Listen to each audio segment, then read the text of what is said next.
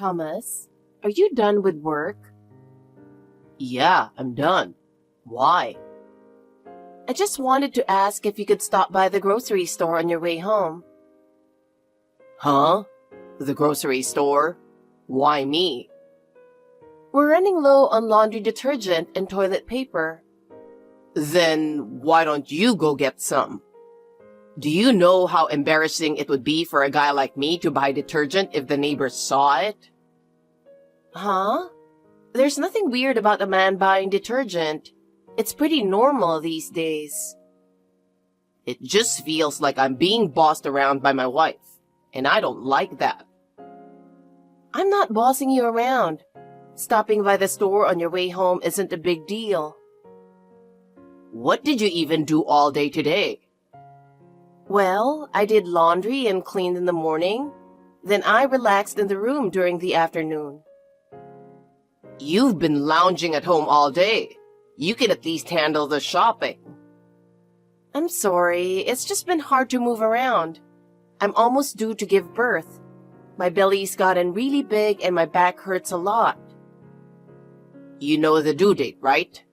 Plan ahead and act accordingly. When did you get so lazy? Depending on me for everything is really frustrating, you know? Sorry, but it's my first pregnancy. I can't plan everything perfectly. I'm nervous too. Being nervous and not handling housework are two different things. I'm already exhausted from work, you know? I know work has been tough on you. I really want you to know how much I appreciate your daily efforts. But do you really have to talk to me like that? If I could move around easily, I'd go buy it myself. I'm barely holding it together with work. Nothing is going right. Nothing. At least let me blow off some steam. That's why I've been saying we should talk things out more. But you keep shutting me down. It's pointless to talk to you. It never gets anywhere. Fine. Just drop it already. I'll pick up the detergent and toilet paper, okay? So, toilet paper, double or single? Double, please. Jesus. I was just about to go out for drinks, you know? Wait, you were planning to go out drinking? Yeah, so what? Is that a problem? So, going out for drinks doesn't make you feel tired, huh? Couldn't you at least try to help out a little during this time? I'll step up once the baby's here, all right? Why do you always have to argue about everything? This isn't just my child, you know. I really wish you'd start taking parenthood more seriously. It's said in a parenting magazine that men develop their awareness slower than women. That's just how men are. Don't dismiss it as just a gender thing. It's disrespectful to the men out there who are actually stepping up and helping. No, that's not what I mean. What I'm trying to say is more nuanced than that. Apparently, men's awareness of parenting tends to develop slower than women's because of hormonal differences. Hormonal? Yeah, like oxytocin, for example. Women experience an increase in oxytocin during pregnancy as they bond with the baby. But for men, it starts increasing after the baby is born, and they begin spending time together. But that doesn't mean you can just sit back and wait, does it? Of course not, I know that. I was just explaining the biological tendencies. Still, using that as an excuse to not put in any effort isn't right, is it? You've been really irritable lately, huh? Maybe before commenting on me, you should work on fixing your pregnancy mood swings. Moms really need to get a bit stronger. There's no need to fuss so much when I'm not around. Listen, Thomas. There are actual scientific reasons why pregnant women experience emotional changes. Huh? First of all, the biggest reason is that pregnancy causes major changes in hormonal balance. In the early stages, estrogen and progesterone levels increase rapidly, making emotions more unstable. Later in pregnancy, as the baby grows, the physical strain on the body increases. Add to that sleep deprivation, back pain, and difficulty moving. Those physical stresses pile up too. Oh my God. Here we go with the complicated stuff again. Didn't you just say men struggle to develop parental awareness because of hormones? Yeah. You're so annoying. Violet, how are you feeling? Have you been having any cramping or anything? I'm fine, Ruth. But didn't you check in with me an hour ago too? How many times are you going to call me today? This is your 5th time already. I'm just so excited about my grandchild being born. And you mentioned having a sharp pain in the morning, didn't you? That had me worried. Thank you so much for being so concerned. Well, the due date has already passed, so it could happen any time now, right? Don't worry. I promise I'll call as soon as the contractions start. You better. I'll come right away. That's very reassuring. Oh. What's wrong? I think my water just broke. What? Really? But it might just be urine leakage. It doesn't feel like that much. Even so, when it comes to water breaking, it's different for everyone. Sometimes it's just a small trickle, but it can still be your water breaking. For now, stay calm, okay? I think you should call the hospital. Do you think it's that urgent? It is. Your water breaking means amniotic fluid is leaking, right? If too much amniotic fluid is lost, it could put the baby in danger. I didn't know that. Thank you for explaining. It's not just that. If your water breaks, there's also a risk of infection. The longer it's been since your water broke, the less the amniotic sac can protect the baby, so quick action is important. I see. Also, it's hard to tell on your own whether it's urine leakage or your water breaking, so it's better to have a professional check it. That's true. At the hospital, they can do a simple test to confirm if it's your water breaking or not. If everything's fine, you'll feel relieved, and if it is, they'll handle it appropriately. All right. I'll contact the hospital. Thomas, what time do you think you'll be home today? Huh? If you're messaging me at this time, don't tell me you're asking me to buy something again. That's not it. I might have had my water break, so I need to go to the hospital. If you're done with work, can you drive me there? Your water broke? The baby's not coming yet, right? I won't know until we get to the hospital, but I think it's better to get checked quickly. All right. Let me know when it looks like the baby's actually coming. Then I'll go. Wait, hold on. You're not coming with me? Even if your water broke, if you're not having contractions, the baby won't be born yet, right? So what's the point of me going? Waiting around for hours would just be a waste of time. That's not true. This is my first delivery, and just having you by my side would mean so much. Please, come to the hospital with me. I can't. If I go now, I'll just be sitting around with nothing to do. But I want you to hear what the doctor says too, please. I said it's not happening. I've already had a drink, so I can't drive. What? You've been drinking again? I'm past my due date. It could happen any time now. I needed to relax after work. One drink isn't a big deal. The baby is going to be here any day now. Can't you hold off for a little while? I didn't think you'd go into labor today. We can take a taxi, so please accompany me. If a taxi works, then just go on your own. There's no need for me to come along. Why are you being so cold? I'm terrified. It's my first time giving birth. You're overreacting. Your friends have had kids just fine, haven't they? Medical care is advanced these days, so there's nothing to worry about. Fine, but promise me you'll come if contractions start. You're off tomorrow, right? Yeah, I got it.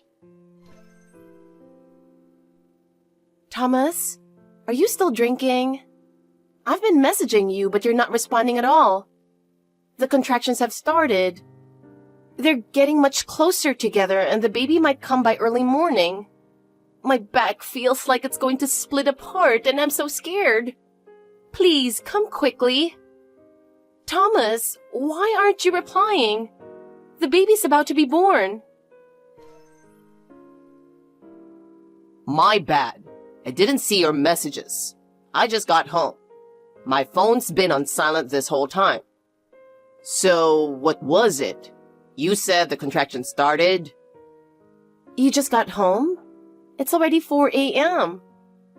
Yeah, well, knowing I have the day off tomorrow, I guess I got a little carried away with the drinks. So while I was suffering through labor pains, you were out drinking and wandering around? Unbelievable. Come on, it's not like you're sick. Isn't this something every mom goes through? Anyway, you mentioned something about the contraction intervals. Is the baby about to be born? The baby's already born. What? Already? That was quick. Quick? I told you hours ago that the baby might come by early morning. Did you even read my messages?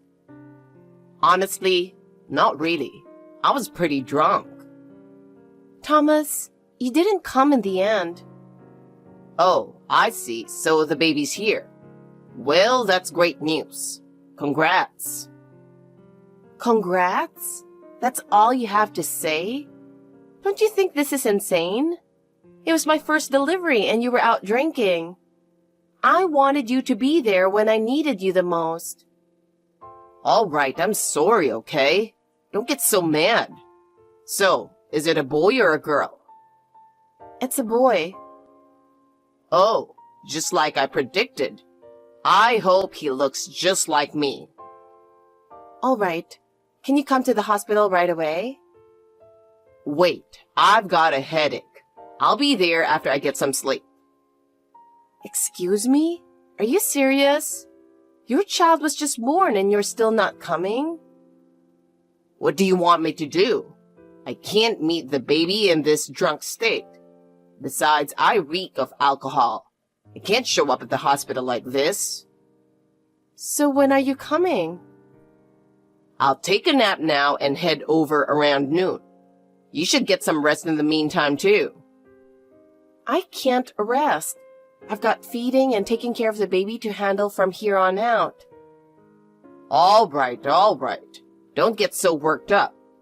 For now, I really need to sleep. Talk later. Thomas, I've been waiting for you this whole time. When are you planning to show up? It's already past noon. Yeah, I know. I want to come, but I've got a splitting headache from a hangover, so I can't move. A hangover? You were drinking? What? Don't act surprised. I told you I was going out drinking. I drank until morning, and now my head feels like it's going to explode. I'm nauseous, my stomach's upset, and even drinking water makes me feel sick. Honestly, I can barely stand up right now. Unbelievable! While someone was doing her best to give birth to your child, you were out drinking and wandering around? What were you thinking? Violet, you always start whining about every little thing. You're blowing this way out of proportion. Labor pains aren't that big of a deal. Thomas, are you misunderstanding something? Do you even know who you're talking to? This is your mother. Care to explain yourself? What? Oh, I mean... What? Do you think there's any excuse for this? Oh no, I'm sorry. I'm still kind of hungover and I thought it was Violet messaging me on WhatsApp. I can tell that, but now you're fully awake, aren't you? Yes. You lied to me saying you couldn't be there because of work, and now I come here to find this? I heard everything from Violet. What are you even doing? And on top of that, You didn't help her with anything when she wasn't feeling well. You complained just because she asked you to pick up some groceries every now and then. Do you even understand what childbirth entails? She's putting her life on the line to bring your child into this world. Your child. Yes, you're absolutely right. If you understand that, let me spell it out for you.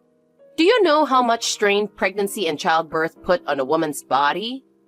During pregnancy, women battle constant nausea from morning sickness, often unable to eat properly. Their bodies change, gaining weight, dealing with back pain, swelling, and sleepless nights.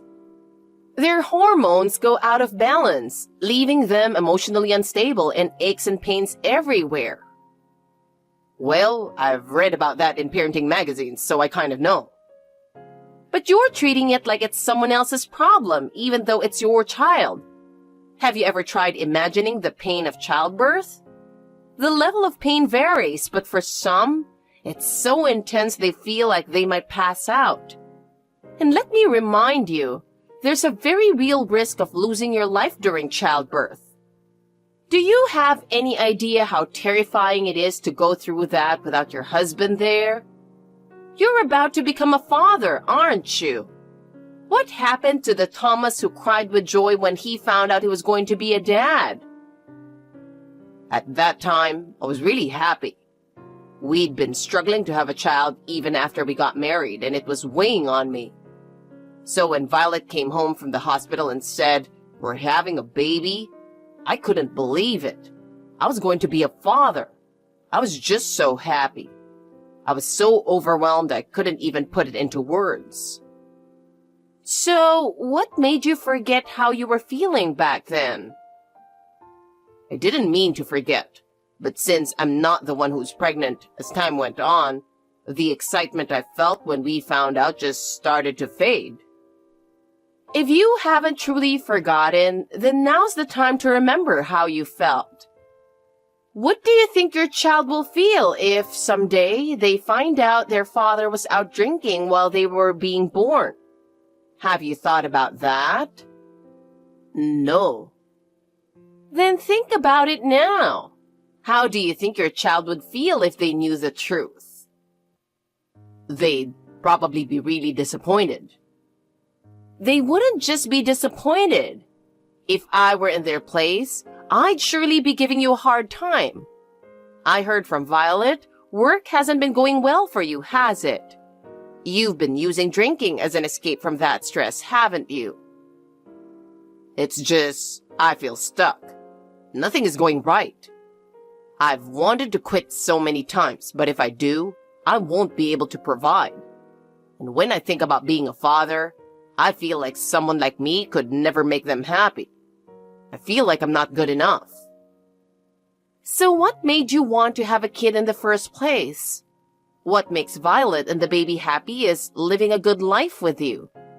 Money can be earned, but you can never get back the time you lose with your family.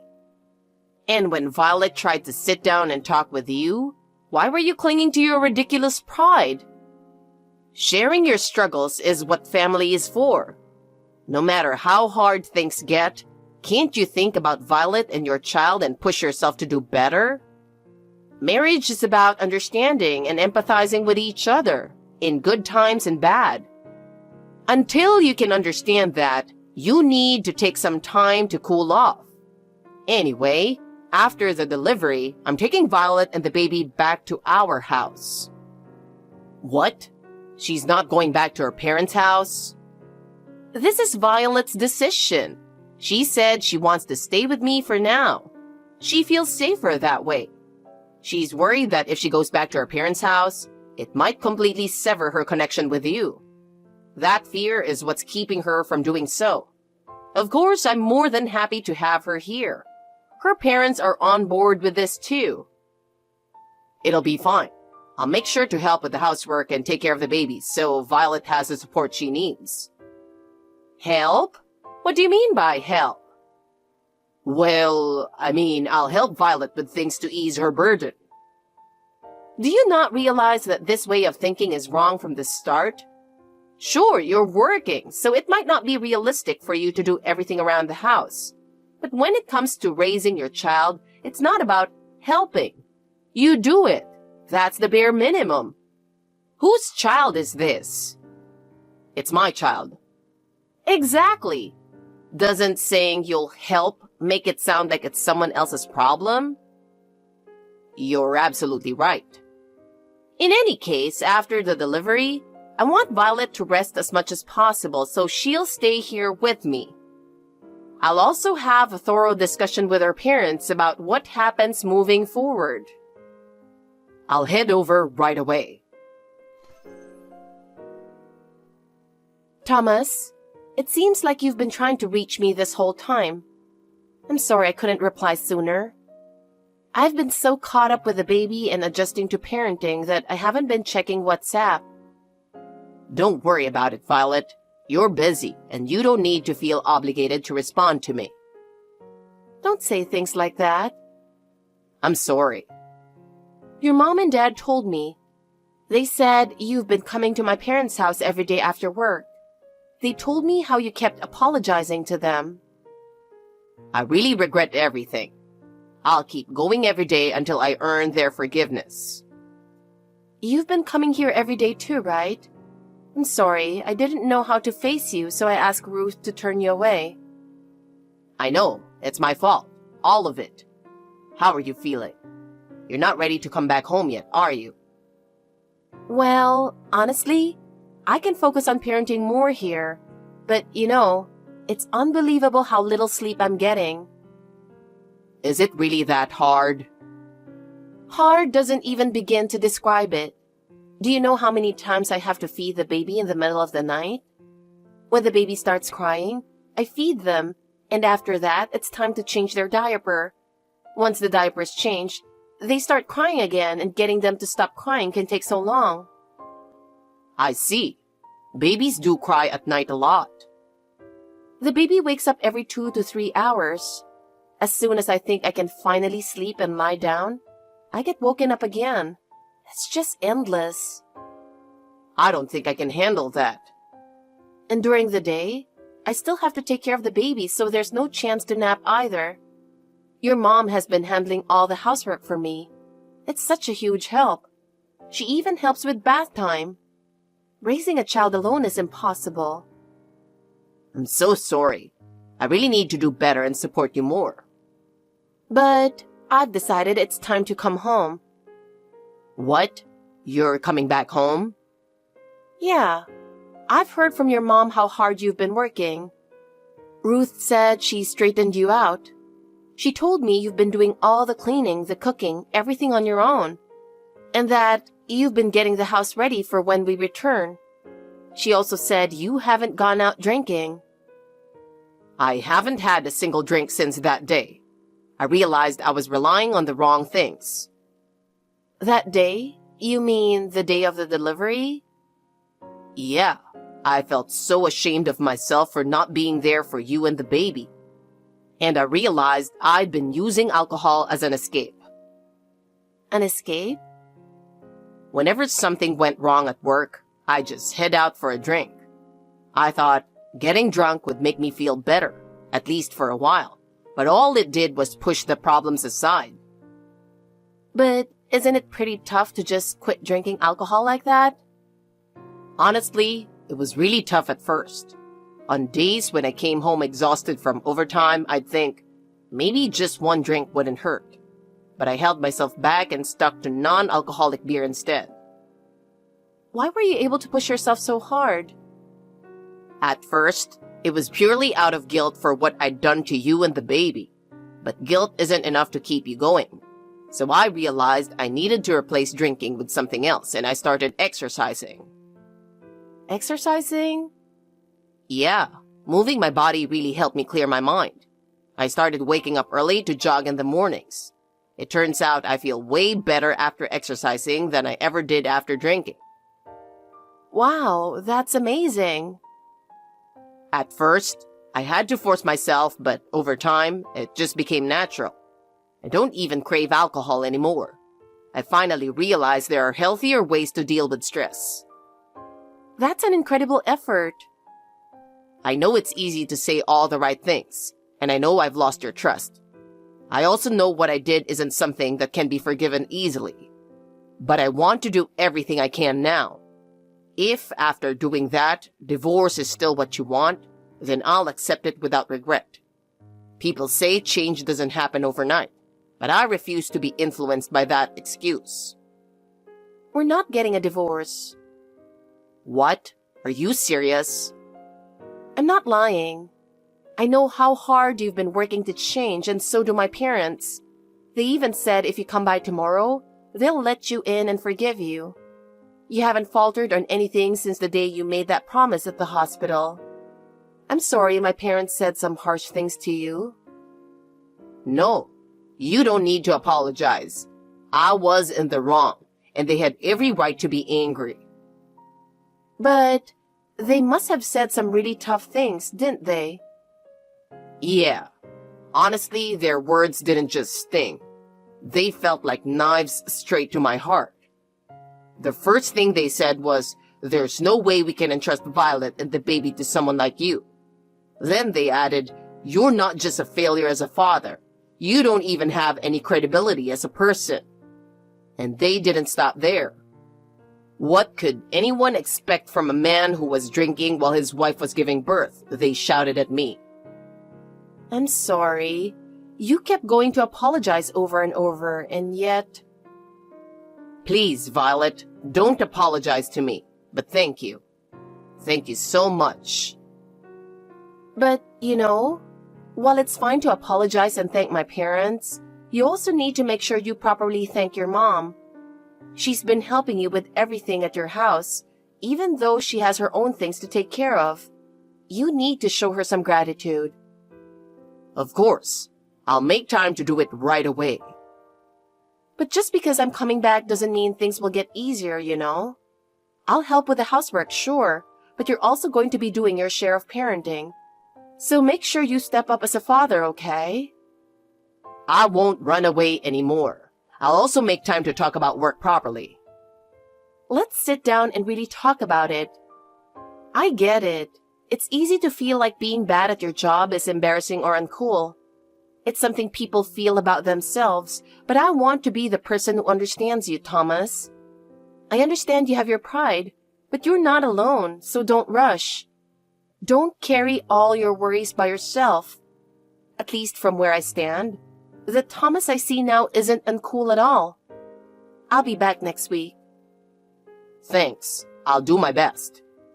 But I'm not coming back alone. I understand. Our son too, right? Nope. All 3 of us. Wait, 3? Ruth is coming too. My mom? That's right.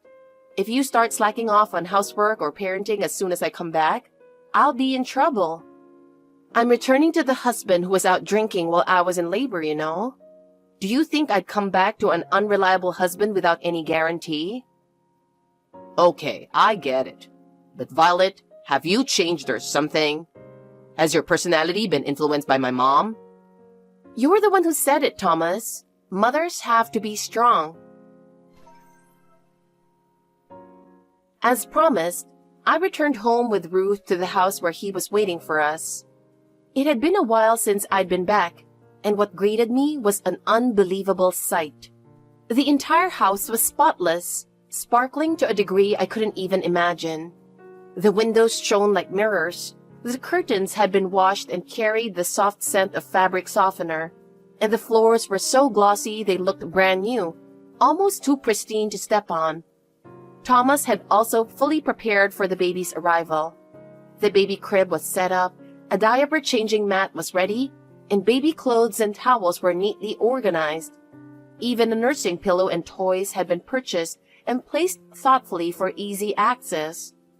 The most surprising thing, though, was that there wasn't a single trace of alcohol left in the house. When I opened the fridge, there wasn't any beer or liquor, just plenty of milk and bottled water.